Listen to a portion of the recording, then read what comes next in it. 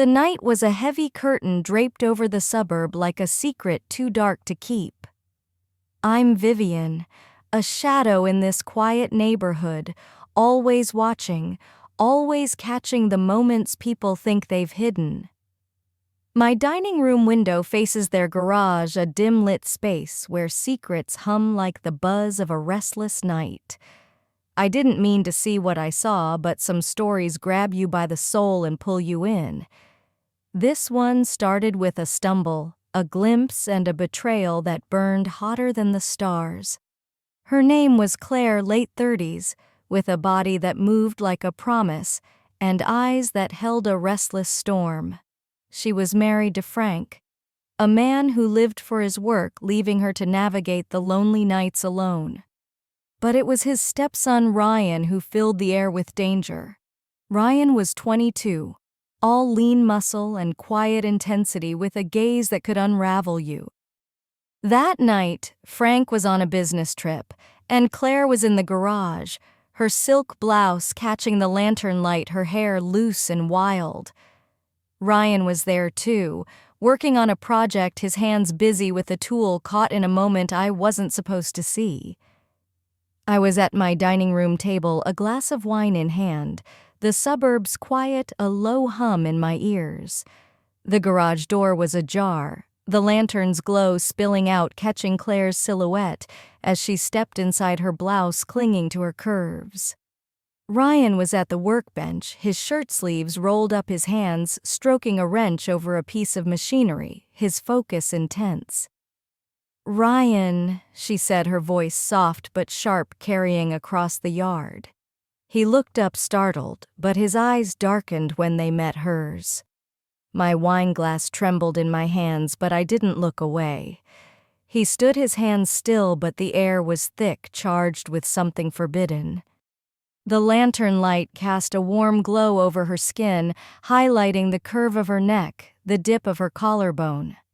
"Claire," he said, his voice low, rough, like he was fighting himself.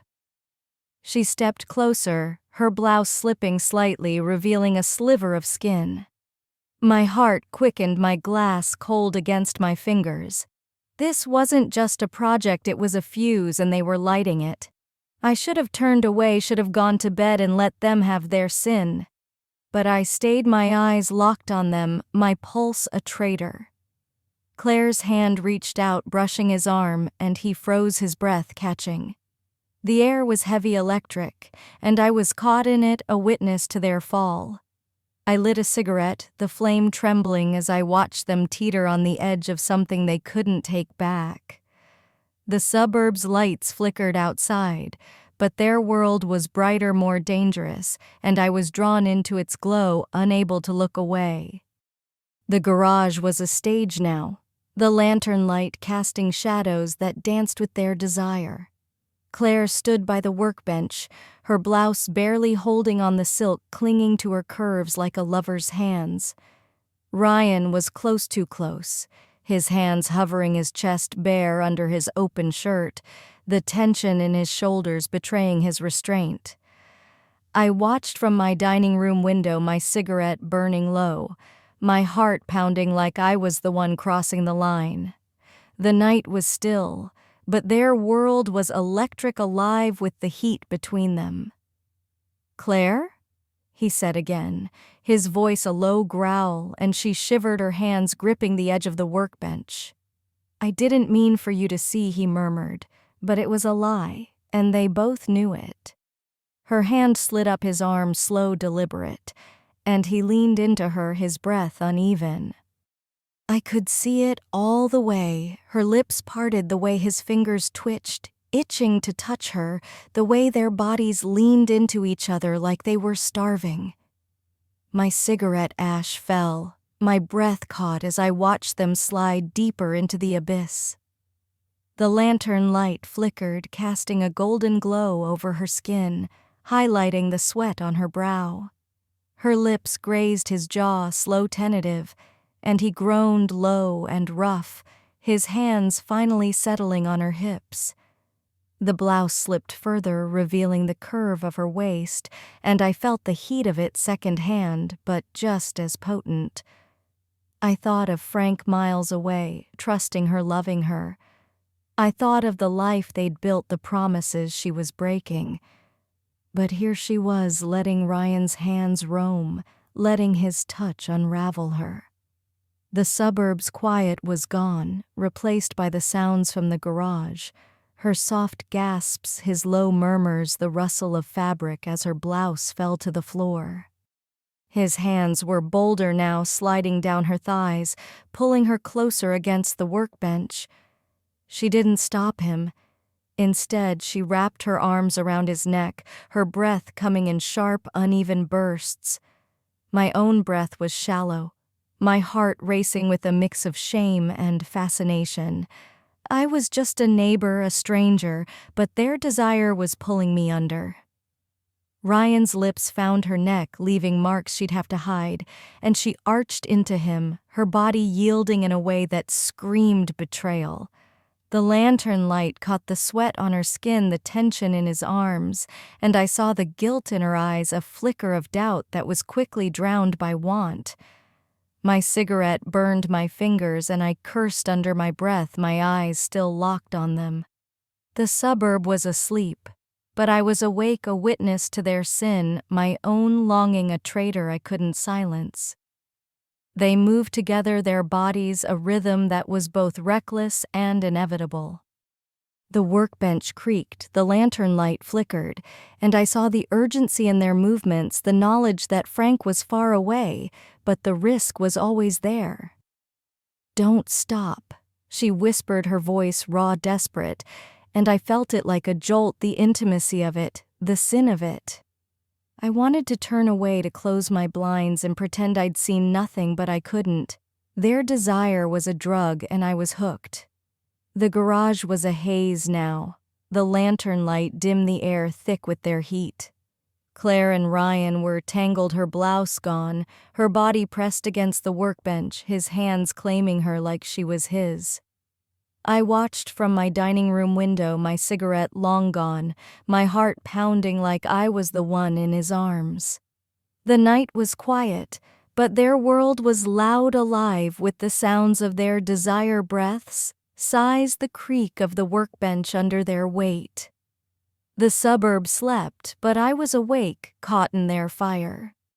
"Ryan," she whispered, her voice breaking, a plea and a surrender all at once. He didn't answer, just pressed closer, his lips on her throat, slow and deliberate, leaving marks that would haunt her come morning. I could see it all, the curve of her spine, the sweat on his brow, the way her legs wrapped around him, pulling him closer. My own breath caught my hands, trembling as I gripped the windowsill. My eyes, traitors. I wasn't supposed to feel this way, wasn't supposed to let their sin seep into me, but it did, raw and unfiltered. The lantern light buzzed, casting shadows that danced with their movements. His hands were bolder now, sliding down her body, exploring every inch, and she gasped, her nails digging into his shoulders. The sound was intimate, too intimate, and I felt like an intruder, but I couldn't stop watching. I thought of Frank miles away, trusting her, loving her. I thought of the promises she'd made, the life she was betraying. But here she was, giving herself to Ryan, letting him take her apart piece by piece. His lips moved down her chest, slow, deliberate, and she arched into him, her breath coming in sharp, desperate gasps. "Keep going," she murmured, her voice raw, urgent, and I felt the weight of it, the sin of it, like a blade in my chest. The lantern light caught the sweat on her skin, the tension in his arms, and I saw the guilt in her eyes, a flicker of doubt that was quickly drowned by desire. My dining room was cold, but their world was bright, electric, and I was caught in its pull, my heart racing with a mix of shame and fascination. They moved together, their bodies a rhythm that was both beautiful and damned. The workbench creaked, the lantern light flickered, and I saw the urgency in their movements, the knowledge that time was theirs for now, but not forever. His hands were on her hips now, pulling her closer, and she let him, her body yielding, her eyes bright with want. The kiss that followed was fierce, hungry, a collision of desire and regret. I wanted to scream, to bang on my window and stop them, but my voice was gone, swallowed by the heat of their moment. The suburb was silent, but their garage was alive with the sounds of their sin breaths, sighs, the creak of the workbench. I was complicit, watching from the dark my dining room, a silent stage for their fall. The night was theirs, and I was just a shadow, a keeper of their betrayal, my own longing, a traitor I couldn't silence. The suburb stirred, but I was still there, stained by what I'd seen, my heart heavy with their secret. The garage was a world apart now, the lantern light fading the air, heavy with the aftermath of their sin. Claire and Ryan were still tangled, her body pressed against the workbench, his hands resting on her hips, possessive, reluctant to let go. The silence was thick, broken only by their ragged breaths, the soft rustle of fabric as they shifted. I watched from my dining room window, my wine glass empty, my heart heavy with their secret.